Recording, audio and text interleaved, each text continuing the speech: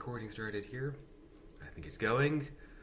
All right, welcome to the Musician's Tension Reset Lab, which is a free weekly class where musicians learn how to play longer, sing longer without tension.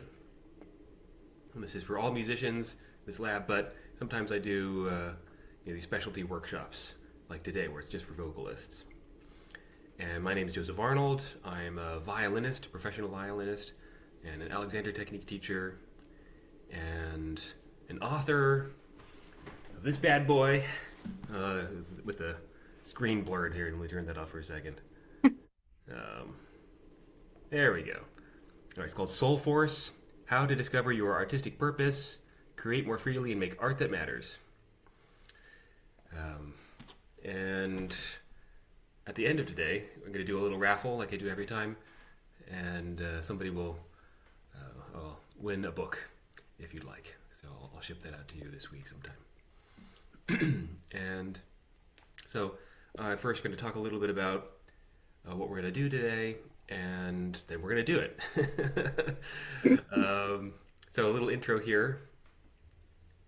Yeah, today's theme is how to sing high notes without tension. I know this is a really common issue for singers, and really tricky situation, right? So when you're singing high notes, I mean, this is not the only area of tension for singers, but it's a big one. And when you are singing high notes, there can be this sense of reaching for something and kind of straining, pushing your voice. Of course, that feels bad. It also sounds bad. All this tension, you might be hurting your voice doing that kind of thing. It can be really frustrating with your tongue and your jaw getting tight. Maybe you're running out of air. Maybe you're not sure if you're going to hit that pitch. All these kinds of things have happened. And I'll just want to say, insert something here. Even though I'm a violinist, I'm an Alexander Technique teacher. I've taught lots of singers. And so I've learned from them many things along the way. So this is how I have anything useful to say on this. Although the principles of the Alexander Technique are universal. And does everybody know what the Alexander Technique is? Yes? No? No. Alexander Technique is a method of learning how to use your body with less tension and more freedom. So basically learning how to be relaxed while doing hard things. Very useful. Okay, so when you're singing and you're trying to straining to get these high notes, it's very frustrating because you know it's not working. You know it doesn't feel good. You know it doesn't sound good, but you don't know how to change anything. And the advice, to just relax, doesn't really work, right? And there are all kinds of different vocal techniques, all kinds of techniques, but oftentimes they just make singing feel more complicated. And you're worried if you're going to get this technique right or wrong. And to me, singing and just playing music in general should feel really simple and free. This is the most primal form of music, the most primal form of expression, probably older than speech in language. And to think about that ancient heritage that we have, we still have that in us, this primal desire to express and to be heard and understood. And we're going to talk about this more today. But sometimes, as useful as vocal techniques are, sometimes if you focus on them with too myopically, with tunnel vision, then that can actually contribute to you having more tension. And this is true universally. For violin, same thing. You get too focused on the technique, you get tighter. And you do need the techniques, but it's the way that you focus on it. It's the way that you think about it. It's your relationship with the technique that gets in the way. And today we're going to be untangling all of this. And so this is, why this really matters is that, you love what you do. You love singing. Who doesn't? But there's all this stuff getting in the way. And that feels terrible. And, I believe that the world really needs us to sing more. We really need us to sing more. You need you. And to sing really freely. because there's such a big difference in the sound and in the feeling for your audience members, the feeling for you, between singing with effort and singing without effort. And there's something so enlivening about singing with less effort. So this is, I feel really passionately about this. So this is what I teach. All right. So, yeah, maybe just briefly about my story, just to tell you how I came to teach all of this. So I'm a violinist, like I said, and back in college I had injuries in both arms. I was playing for many hours a day, had repetitive strain injuries. I saw all the doctors, all the therapists, everything. You name it, I tried it. I was still in pain. I thought my career was over. And then I found Alexander technique. And thank goodness, because it taught me, it showed me, like for the first time, that I had been playing like this my whole life. I didn't know that. It's crazy looking back at it. And if you had seen me, you would have thought, ooh, that guy's really tense when he's playing. It would have been really obvious. It wasn't obvious to me. I was so used to doing that, I couldn't feel it anymore. This is just the way I played.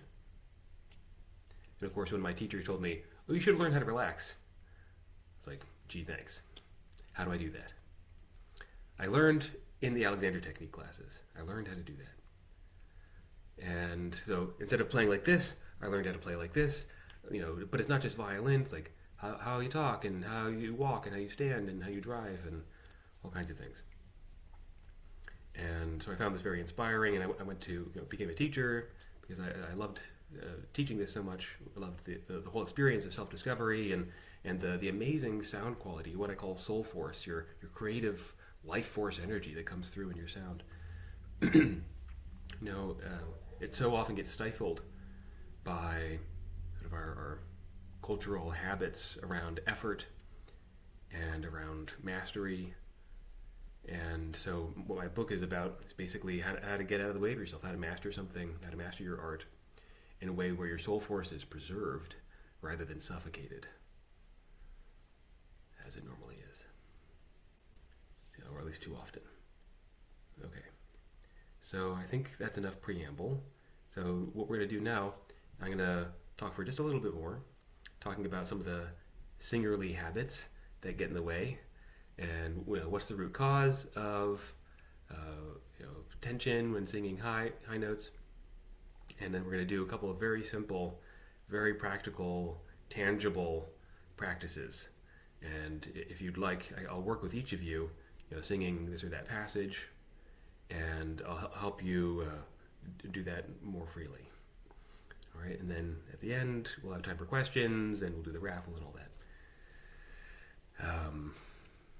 We have some, okay, we'll get some feedback as we go along. If any questions come up, if you have any comments, feel free to raise your hand. This is not meant to be just a monologue. So please speak up if you'd like to. So, all right. So there are a few kind of root causes to vocal tension in general and with high notes in particular. A big one, a lot of this comes down to body thinking. How the sort of subtle, mostly subconscious ways that you think about your body. And even though they're really subconscious, they still have a huge impact on how you feel and how you function. So for instance, we have this idea of pitch in music, right? This is a concept, pitch. High versus low notes. But what does high and low really mean?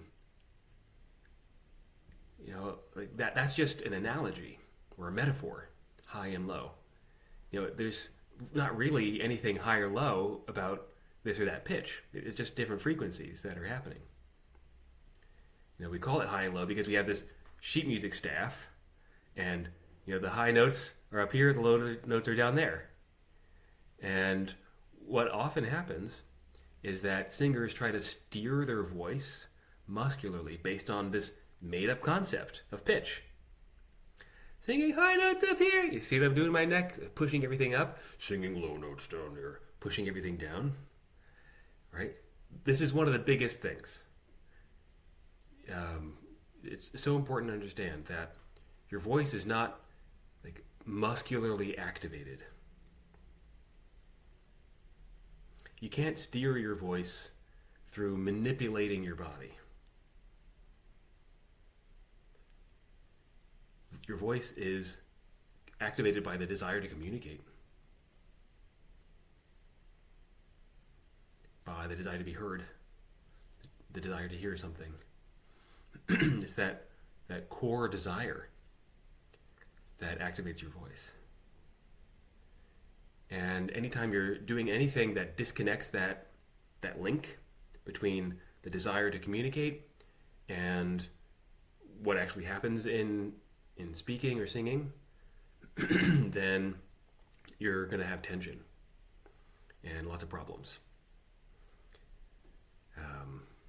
So something like thinking about pitch in terms of high versus low, that's an example of this. You're maneuvering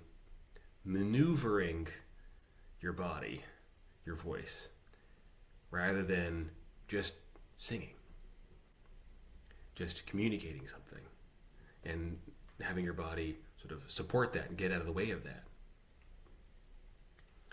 Another body thinking notion, like a lot of vocalists are also keyboard players, and so some will go like this or that, kind of at a subtle level, like singing the high notes over here and singing the low notes over here.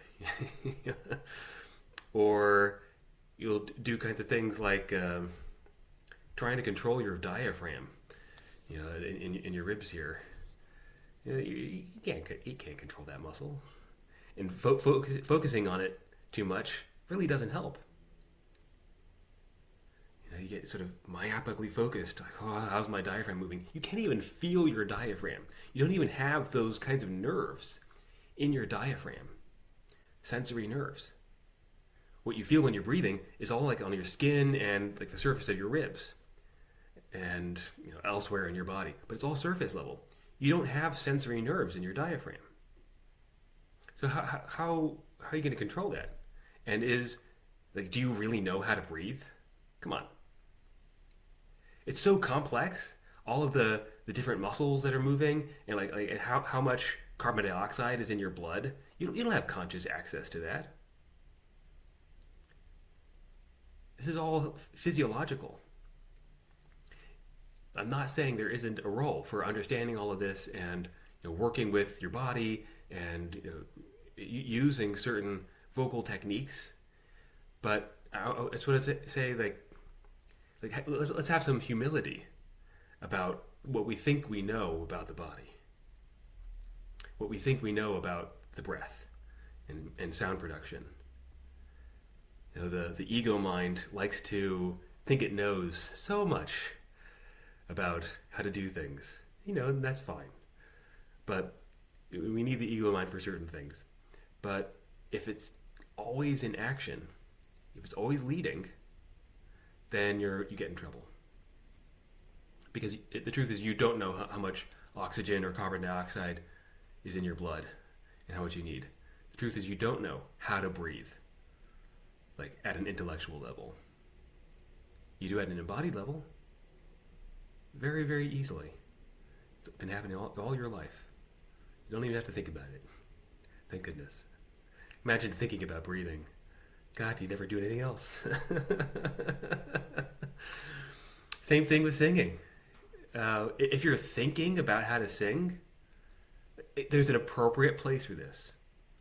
I'm not saying there isn't an appropriate place. There is. However, if that's your primary mode of singing, then you're just getting in the way of yourself. It's like putting legs on a snake. It's unnecessary. Or like getting out of your car, like pushing the wheels, trying to get the car to go. It's unnecessary. It gets in the way. And so a huge part of unraveling vocal tension is understanding the appropriate place of vocal techniques, the appropriate amount of time to think about it, which is probably less than 1/10 of the time when you're, especially when you're performing. When you're performing, it should just all be freedom and expression. That's where your attention should be.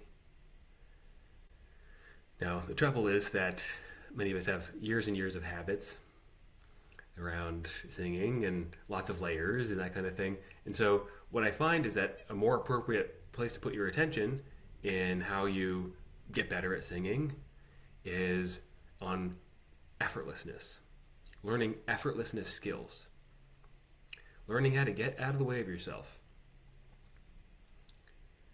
You know, if you're riding a horse and you're pulling on the reins at the same time as you're trying to get the horse to go, that's not going to work very well.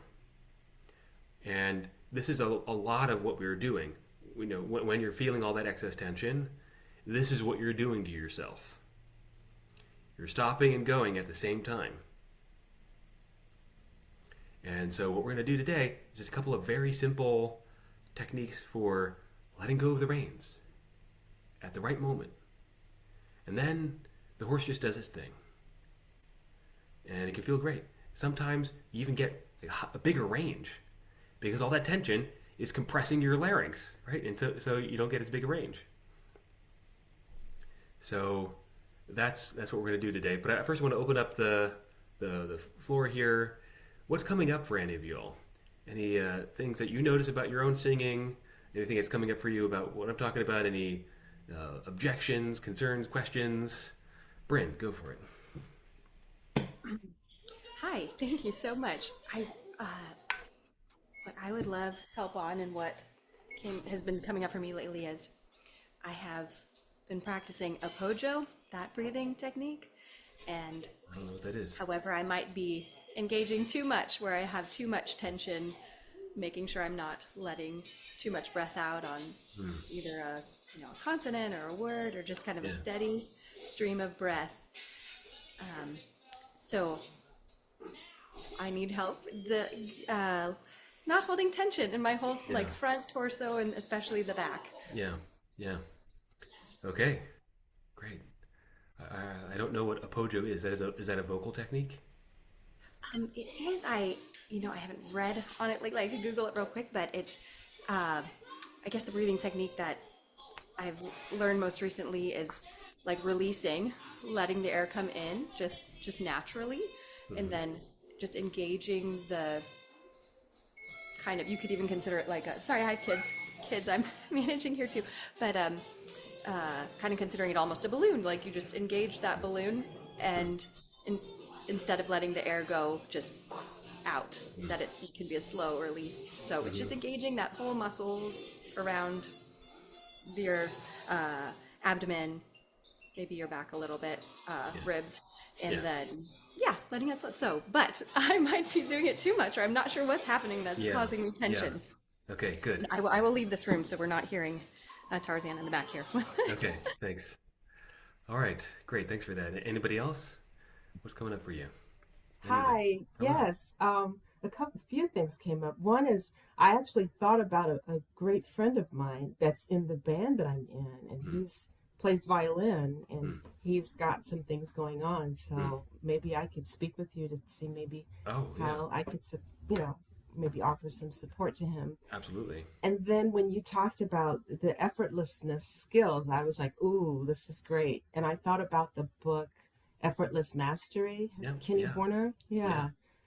um, which I've had for quite some times, and periodically I pull it out, and I was like, I got to get more into that. So this Mm-hmm. is like so great. And then I just noticed that when I'm at home around the house, I'm just so free in the Mm, shower. And so I yeah. really want to be able to always Mm, come from that place, yeah. no matter where I am singing. Yeah, yeah.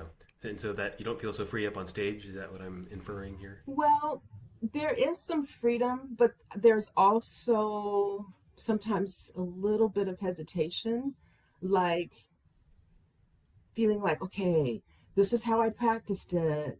So do this. But sometimes there's this almost this feeling of something else wanting to come through, but maybe not always being sure that, okay, can I trust that? Can I do that? I didn't Mm, practice that. So then there's the thought that comes in. I see, I see. Yeah. Okay, great. Thanks for sharing. Yeah. Anybody else?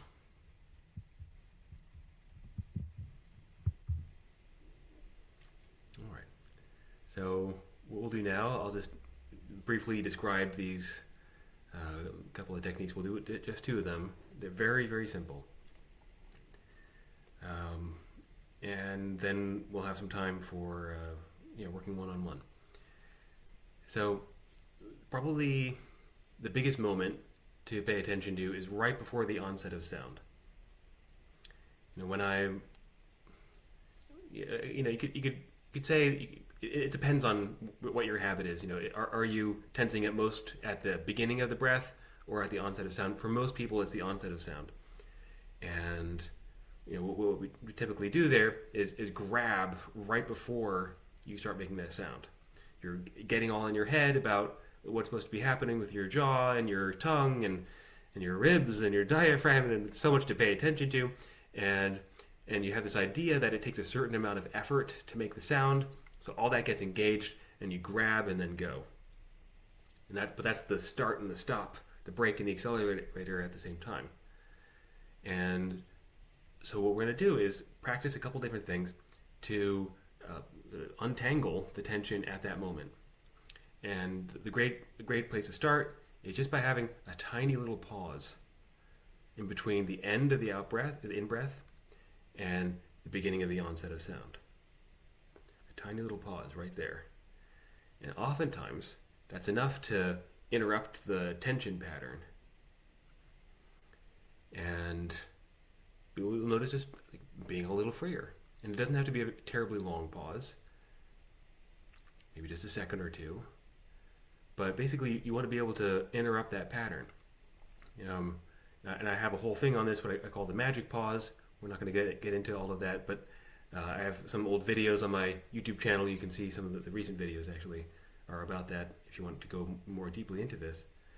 But basically, breathing in, pause, and then sing. And what that allows is, again, interrupting the habit, the way that you think and your body getting tighter. It's happening on the in-breath, getting tighter and tighter, and especially going for those high notes. There's this building of tension, and if you continue holding that tension as you sing, well, then everything feels tight. But the good news is that you can, if you pause, it lets go a little bit. And then you make the note, and there's a bit more freedom. So let's try this all right now. You can say muted if you want. And we're just going to try a couple of long notes. Whatever you want. It could be a sigh, something like that. And all you're going to do is, actually, let's set a baseline. Do it in your normal way. So breathing in and making a sigh kind of sound or whatever it is.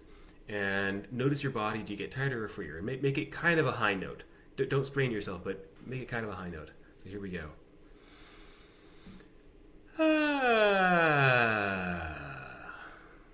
Let's do a couple of those. Just notice what happens in your body right before the onset of sound. Is there any grabbing in your neck, your jaw?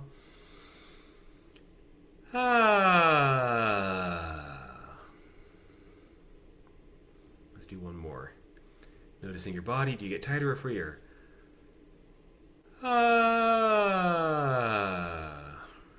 Okay, what does anybody notice right as soon as you start making that sound?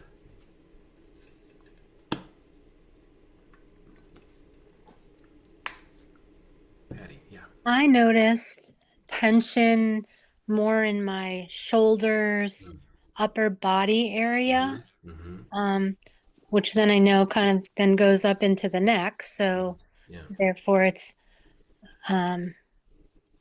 more of the full apparatus. And I have a lot of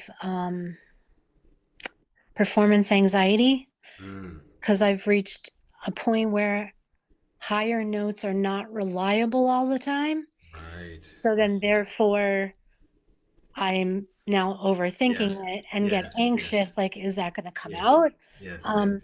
Right now, I mean, there's nothing on the line right here. So it was fairly okay. Yeah. But in a choral situation or a solo situation, there is definitely jaw, neck, throat, tongue, the whole thing is all tight. Yeah. Yeah, I call that the vortex of doom. Oh yeah, that's good. Okay, that's me. I'm in the vortex of doom. Cool. All right. Anybody else notice anything right at the onset of sound getting tighter or freer?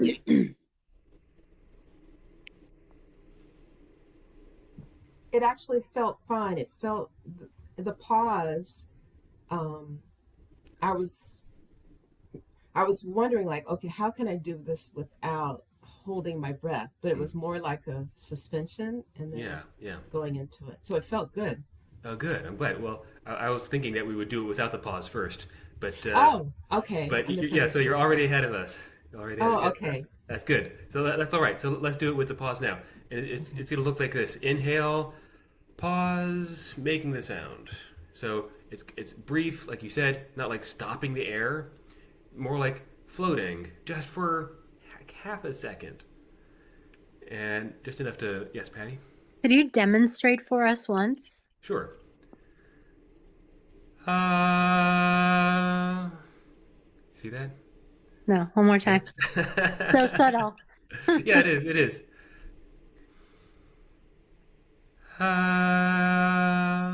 Okay. So inhale, pause, sound. All right. And again, go for kind of a high note. Don't strain yourself, but we want to make this kind of real. All right. So here we go. So on your own timing, inhale, pause.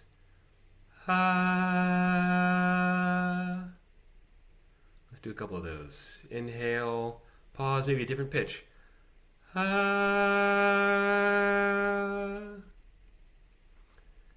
All right, one more, even higher. Inhale, pause.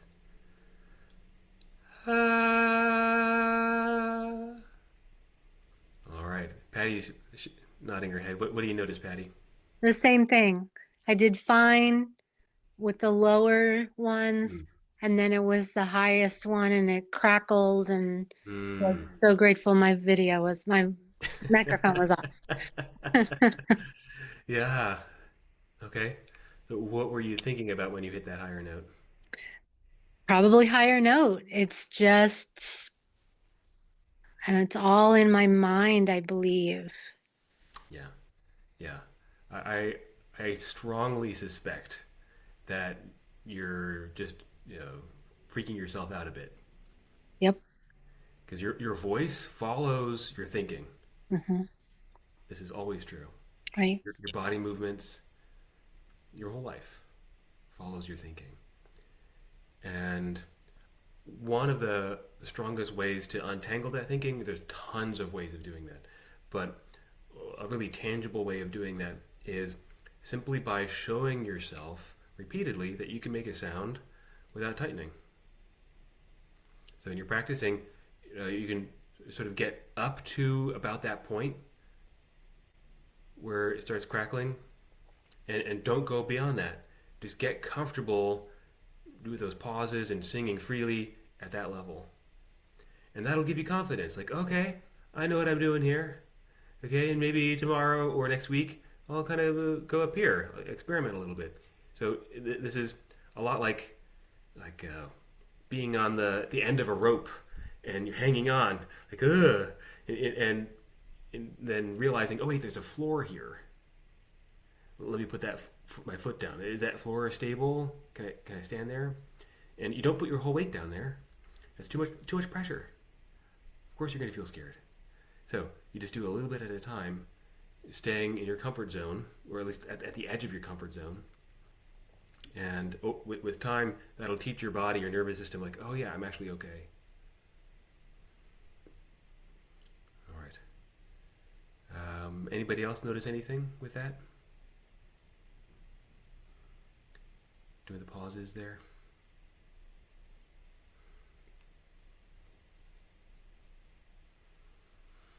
Anybody lost? Not noticing anything? That's okay too. Let me know.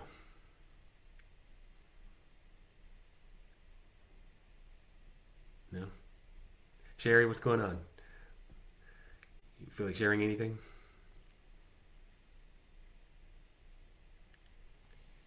Oh, you're on mute. You're on mute. You're muted. You're muted, Sherry. Oh, Yeah, there there you you go. go. Yep. In the first time, I felt my ribs grab, Okay. Yeah. and I concentrated on the second time with the pause. It wasn't so much. Like Okay, good. I didn't feel anything in my head or face, but I felt the ribs first time kind of grab. Great. So even if you're 2% easier, that's a big step in the right direction. Great. So let's just do that again. So we're going to do a series of notes, maybe just going up higher pitches a little bit at a time, and a nice, gentle, luxurious pause before the onset of sound. All right, here we go. So inhale, pause.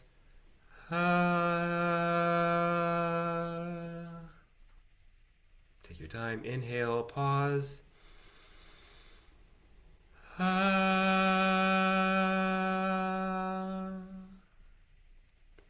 Let's do a couple more of those. Go in another step higher. Inhale and pause.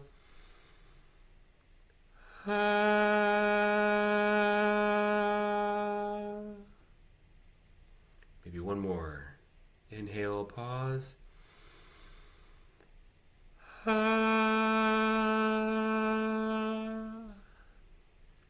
Okay, what do you notice this time?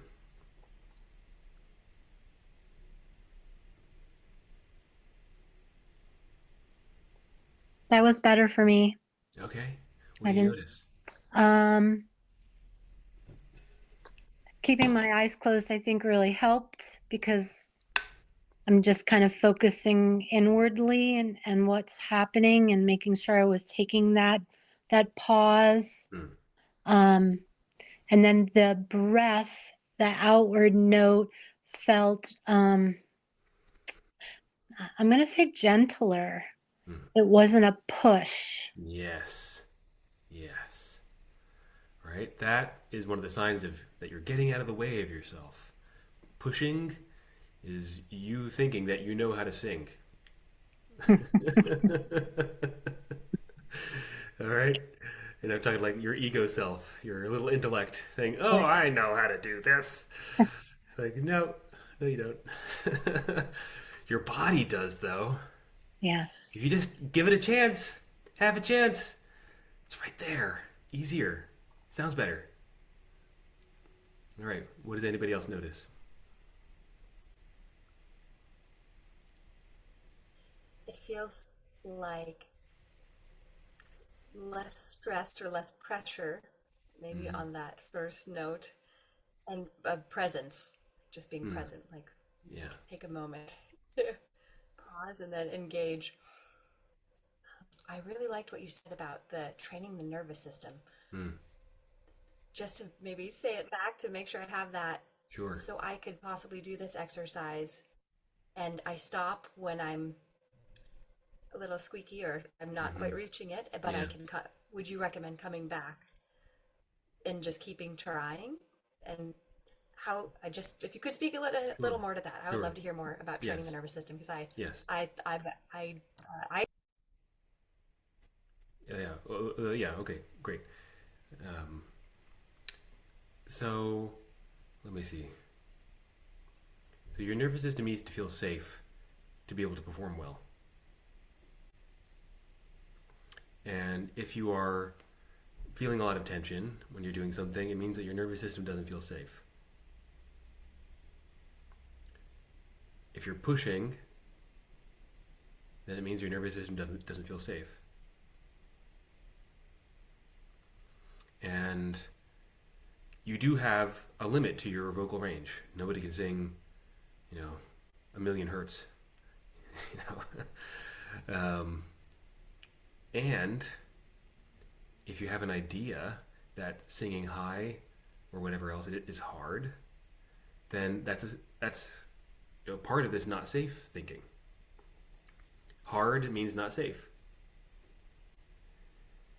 And you can't just let go of that idea, though.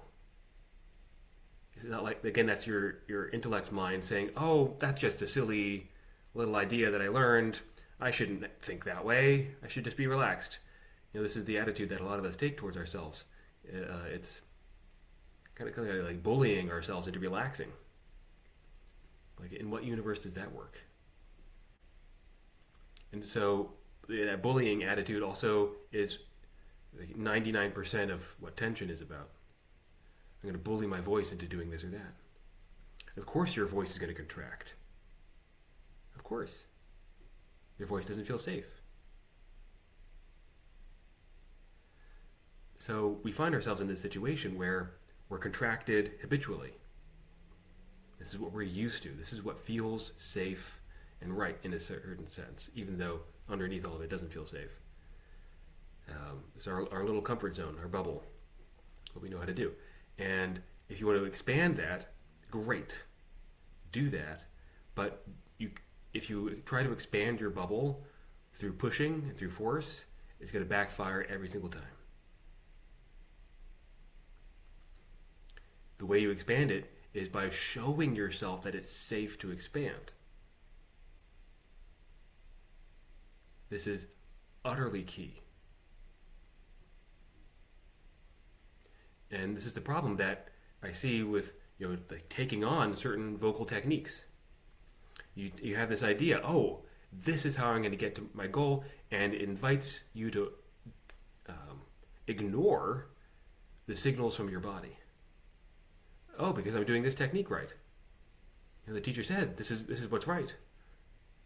Why isn't it working for me? There must be something wrong with me. No, you're just giving too much authority to this idea over the authority of your body.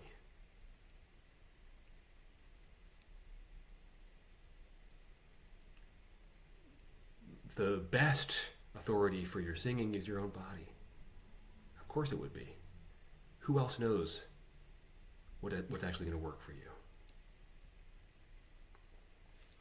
So the way to expand your range, your expressive quality, whatever it is by dipping your toe in the water. And dipping it again. Like, oh yeah, there aren't any sharks.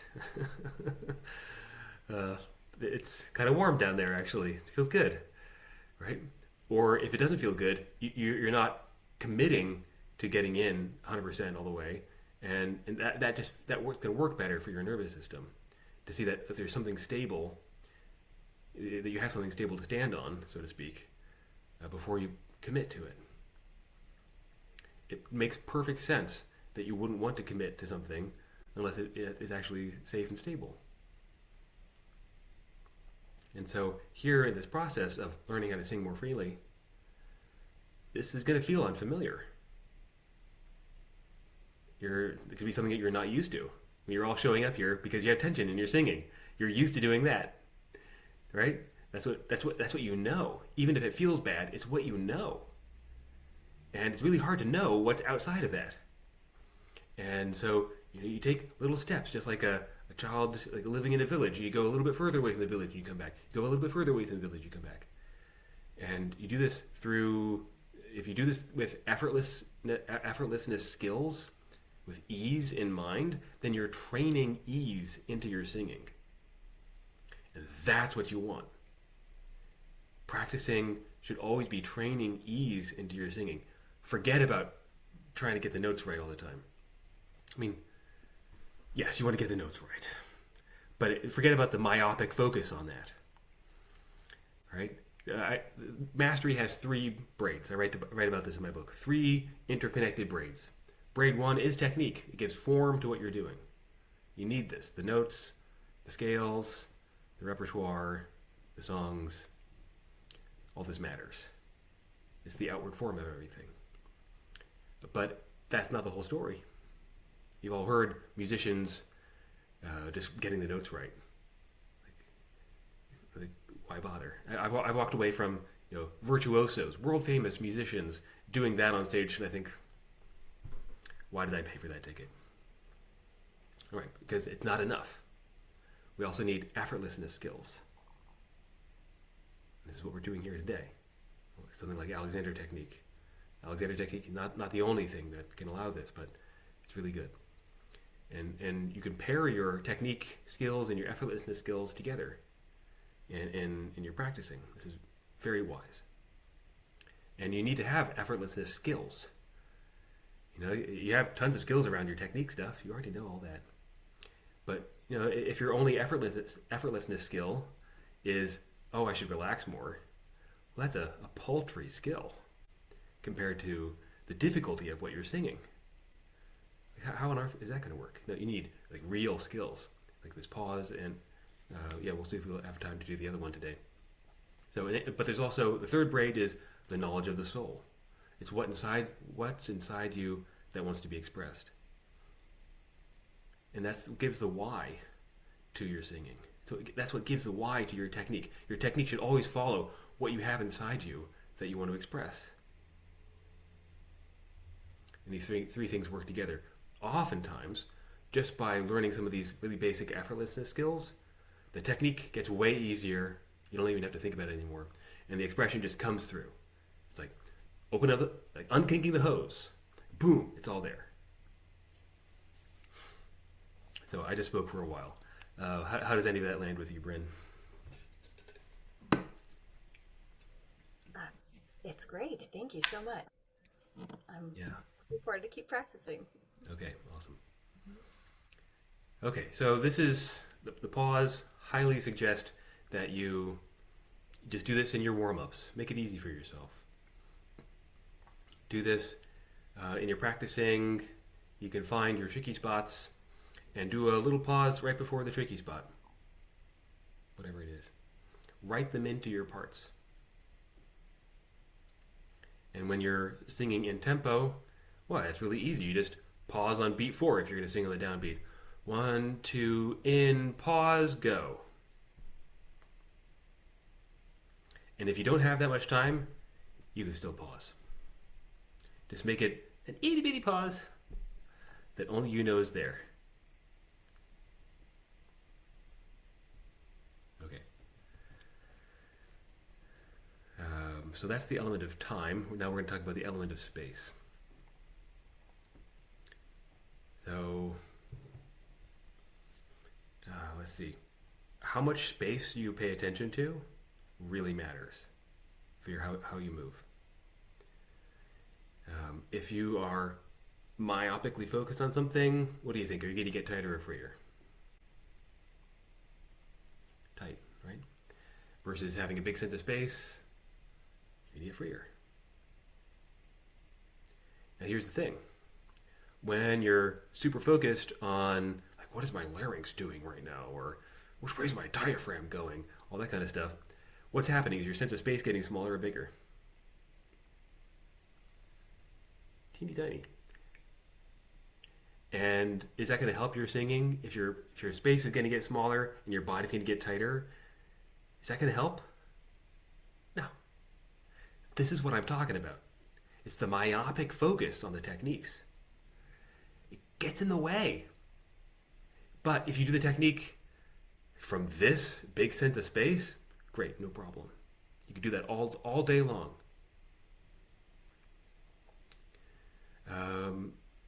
So yeah, let's just try this. Actually, let's do this a little experiment real quick. So pretend that you have a needle and thread in your fingers.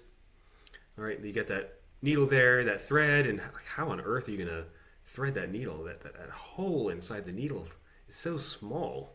Like, go ahead, take a look at that. Look at your fingers. Like, and try to thread that needle. Oops, it didn't go in. And where's that thread? Oh, nope, that hole is just so small. Okay, so what's happening in your body? You're getting tighter or freer? Tighter, right? And what's happening to your sense of space? Smaller or bigger?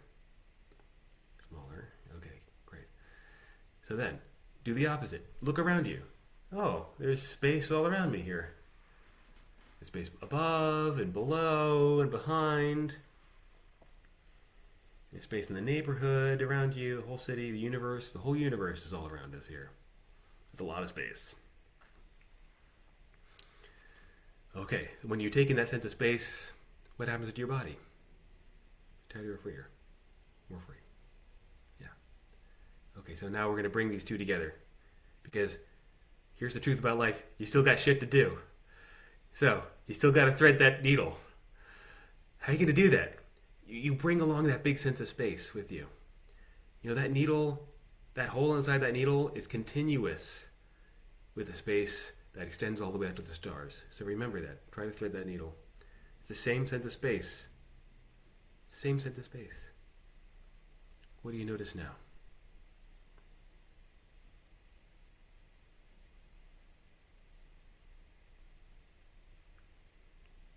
Anybody? It's easier. Easier. Same activity, but it's easier. This is what I was talking about at the beginning. Learning how to be relaxed with your challenges. That's like one of the biggest keys to life right there. Okay, so now, when you're singing, you're going to be very tempted to focus in on your larynx. But that is not what guides singing. What guides singing is the desire to communicate, and that's out here in space. So I saw a couple of you closing your eyes with the pause. Stop doing that. Stop closing your eyes when you sing. I mean, you can, fine.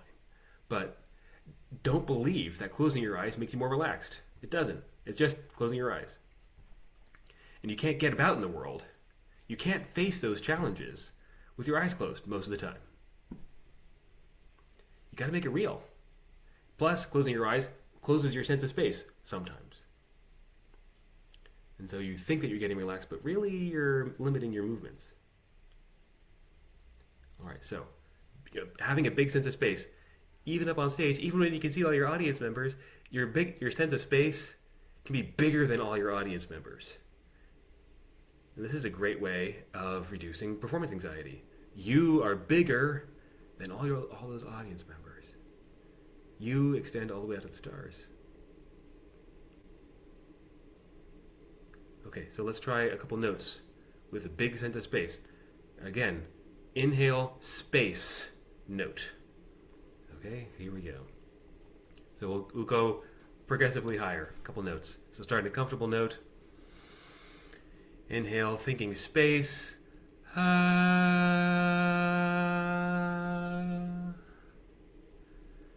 right. And now you want to communicate a note that's a little bit higher, a little more exciting.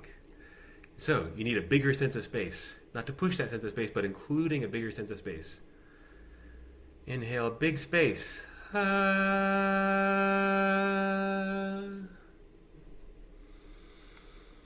This note is ringing out all the way to the stars.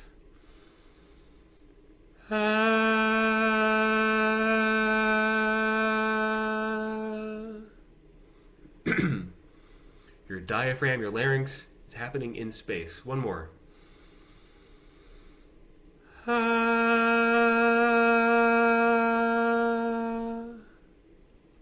right, what does anybody notice? That feels really fun to have that in mind. It feels very freeing and exciting. Good. Singing is supposed to be fun. Anybody else?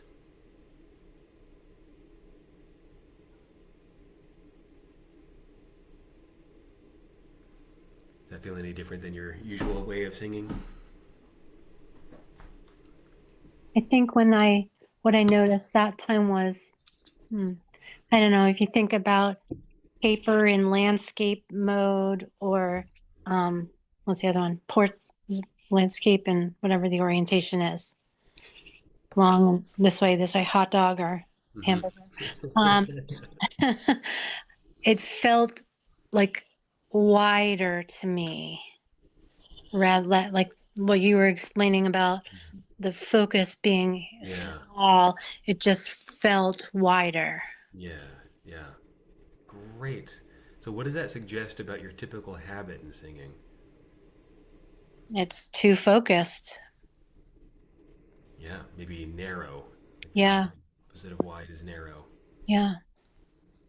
So that's something to pay attention to right there.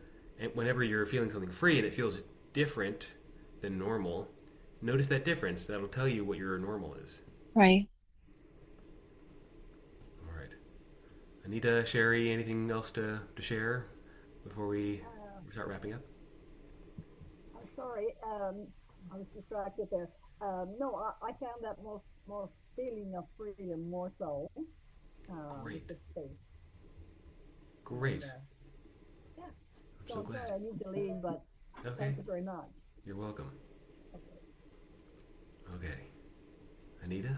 I made a connection between that's what I feel just around the house, in the Mm. shower. It's just Yeah. open and Yeah. free. Yeah. And then on stage, the problem I don't think is the ideas, the things that are trying to come through. It's that the tension comes up more in performance because Mm. there's that kind of grab sometimes. It's not always there, but enough to where it's like, wow, what happened? Mm. You know? Yeah. Yeah, for sure. Yeah, so in that performance space, next time you perform, as you prepare for performing, practice with this big sense of space. Imagine yourself going into that performance with this really big sense of space. All right, like prepare Yeah. yourself mentally for that, Okay. so you actually remember when you're going up on stage. Because when you're there's going to be so much stimulus, all the other musicians and the audience, and all the pressure and all that kind of thing. So you prepare yourself beforehand. Visualize that big sense of space as you're greeting your other fellow musicians, and big sense of space as you're getting your music stand ready or whatever it is. Okay. Yeah. And what you said about the nervous system doesn't feel safe, I never connected that because I feel like good. Like I don't feel nervous, but Mm. I guess I don't have to feel nervous for the nervous system to not totally feel safe. Would that Yeah. be accurate? Yeah. Well, as Walt Whitman says, we can contain multitudes. So Hmm. maybe a large part of you does feel safe, but if you're feeling this pressure when you're performing, well, that sense of pressure is a not safety signal Mm-hmm. from some part of you. Okay. Mm-hmm. Great. Okay, so we're going to wrap things up here. We'll do the raffle in just a moment. If you want to go deeper into this, if you really want, like what I offer here in my programs is a lifelong change. A lifelong change. So what I you have these habits, right? This is what we've been talking about. You have this way of singing. You've been singing this way your whole life, and it's hard to change that. It really is, unless you have the right tools. And this is what I teach. I teach these tools to make permanent changes to how you sing, so you can be free for the rest of your life. Imagine that. And that can happen within the space of just several weeks. So, like with my one-on-one lessons, I have different programs. You can go to soulforcearts.com/PWP, Perform Without Pain. You can check out a video course. Starting a group program soon, and I teach one-on-one lessons. And during those lessons, I'll teach you all of the kinds of effortlessness skills, all kinds of them. I have at least 20, and you'll know. You have all this whole big toolbox. You'll know exactly what to do in this situation, or that situation, or this situation. How to deal with that performance anxiety, and how to navigate your unique weirdness as a singer, and that, like what's happening with your body, like how to listen to your body more deeply. Guide you through all of that, so that by the end of it, you know how to navigate all that stuff. You know exactly what to do when that tension starts creeping back in, and your nervous system is going to feel so much calmer about the whole thing. So then you just get to enjoy singing, right? And that's the whole fudging point. It's just to enjoy it again. So that's what's on offer. A book, courses, online thing. Oh yeah, and if that doesn't appeal to you, or you're not ready for that yet, I offer these classes as a gift. And if you find something useful in this, if it touches something in you, I would gladly accept a return gift of some kind. That could be monetary. I'll put my Venmo handle in the link here in the chat here in just a minute. But telling a friend about this, or social media, or just reaching out and saying thank you. Like all of that would feel good to receive as well. I'll put my Venmo handle in here. Where's the chat?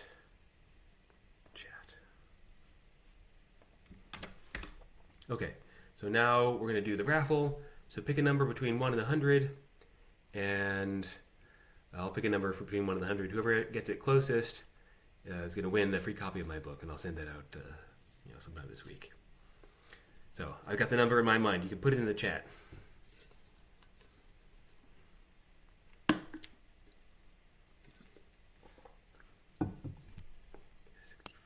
$38, $15. All right, I think Anita is closest, because I had 56. All right, Anita, great. So can you put your email address in the chat, and I'll send you an email? Thank you. Yeah, you're so welcome. And I'll get your mailing address, and I'll send that off to you. And otherwise, I'm actually happy to hang out for a couple more minutes if you have any questions or comments, or just want to shoot the breeze for a little bit. Happy to connect. And otherwise, hope to see you next time. I'll be doing different themes for each of these labs, but the principles are universal. So even if the next time it's about violinists, whatever, you can still come and learn something about that. Learn something about yourself, something that's applicable to singing from a violinist. Okay. Yeah. Very good. Well, it's been a pleasure. Thank you so much for And coming. I would like to take a moment if you have Sure. a moment. Yeah. Yes, of course. After her. Thank you. Yeah. Thank Cheers. you. Cheers. Yeah. Thanks so much for coming. All right. I'll end the recording here.